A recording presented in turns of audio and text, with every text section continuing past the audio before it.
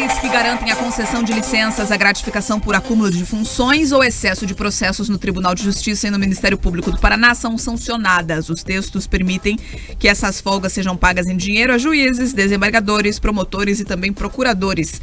As medidas aprovadas em tempo relâmpago foram bem rápidas, então essas aprovações pelos deputados estaduais na véspera, inclusive, dessas férias de meio de ano, já foram sancionadas pelo governador Ratinho Júnior e publicadas no Diário Oficial do Estado. Os funcionários públicos atingidos pelas novas regras são promotores e procuradores do Ministério Público e juízes e desembargadores do Tribunal de Justiça do Paraná.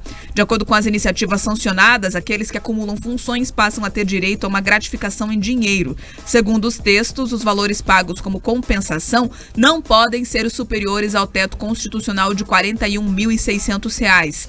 As novas regras também determinam que a cada 3 dias de trabalho, com acúmulo de função, os funcionários públicos passam a ter 1 dia de folga. Segundo o Ministério Público e o Tribunal de Justiça, essas alterações não trabalham a execução da atividade judiciária.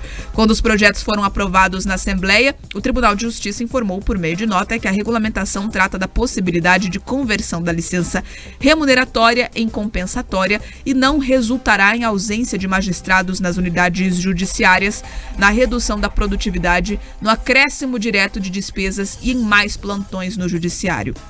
Entretanto, não foi respondido quantos funcionários têm acúmulo de função na corte e se com essa nova regra o teto constitucional poderá de fato ser ultrapassado.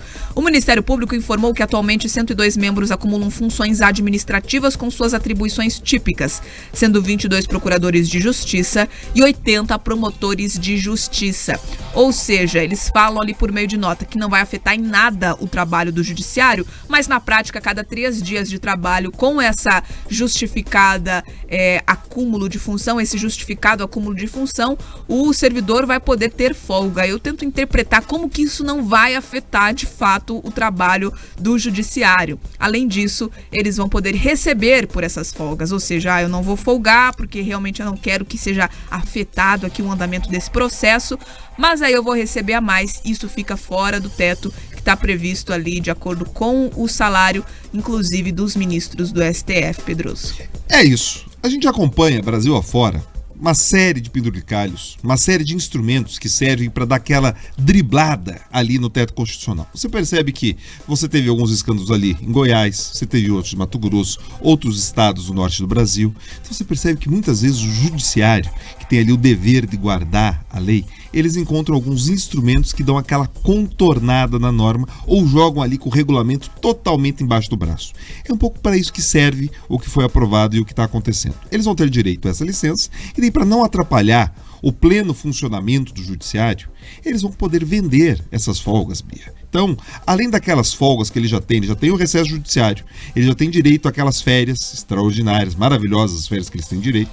Então, agora eles vão ter esse outro benefício que eles podem vender. Então, na prática, talvez o trabalho em si não seja impactado, mas vale a atenção se o gasto efetivo com o pessoal não vai mudar. É óbvio que você não vai ter ali uma necessidade de um orçamento maior. Eles vão ter ali um remanejamento, mas na prática o dinheiro que vai acabar chegando no bolso ali de alguns promotores, de alguns juízes, desembargadores e tudo mais, será maior.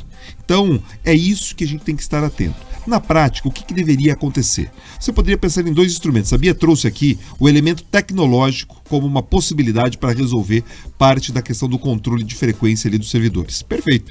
Uma maior modernização, tecnologia, talvez ajudaria, Bia, a reduzir trabalho em algumas áreas do judiciário, do Ministério Público, que talvez liberaria pessoas para conseguir assumir outras funções. Ou talvez, se tem um déficit tão grande ali, o Ministério Público falou que tem mais de 100 pessoas ali exercendo funções acumuladas, talvez seria o caso de se pensar em concurso público. Já que essa é uma atividade exclusiva do Estado, não cabe nenhum tipo de parceria público-privada ou transferir atribuições para iniciativa privada, atividade da justiça, policiamento, são atividades de natureza do Estado, são funções típicas. Então, nesse caso, deveria ter um concurso público, porque justamente, talvez, esse acúmulo, por mais que eles falem, não, a gente está dando conta aqui, talvez tenha ali uma sobrecarga, Bia, a gente não sabe se isso de fato ali não prejudica a atenção e o bom desempenho. Então, a gente tem que refletir sim quais são as melhores medidas, pensando não nos servidores, mas pensando sim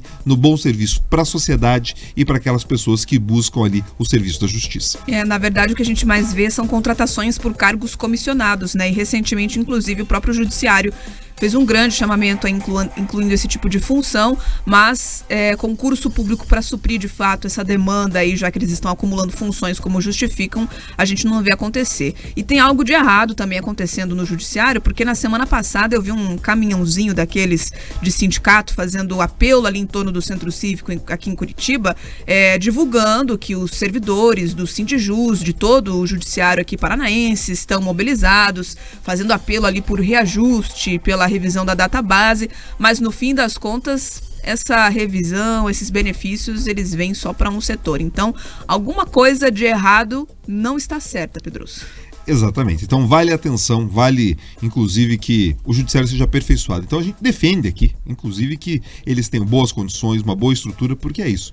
A gente vive falando e reclamando do atraso, muitas vezes, de certas instâncias judiciais, da justiça eleitoral ou de outros aspectos criminais. Então, todo mundo quer uma justiça que funcione para que ela, de fato, tenha credibilidade. Bem, então está faltando pessoal, talvez a solução, mais do que pensar nessa estratégia ali de acúmulo de folga, que pode virar um estímulo remuneratório, talvez seja o momento de se considerar novos concursos ou, quem sabe, uma modernização que possibilite uma enxugada ali nessas estruturas.